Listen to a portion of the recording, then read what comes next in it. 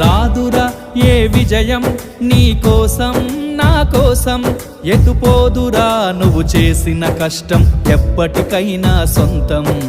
కాలంతో పయనించే వాడికి కానిది ఏముంది, సాధనతోనే సాధ్యమవ్వునని సదాశయంతో సాగర ముందుకు. రాదురా ఏ విజయం నీ కోసం నా కోసం, ఎటుపోదురా నువ్వు చేసిన కష్టం ఎప్పటికైనా సొంతం.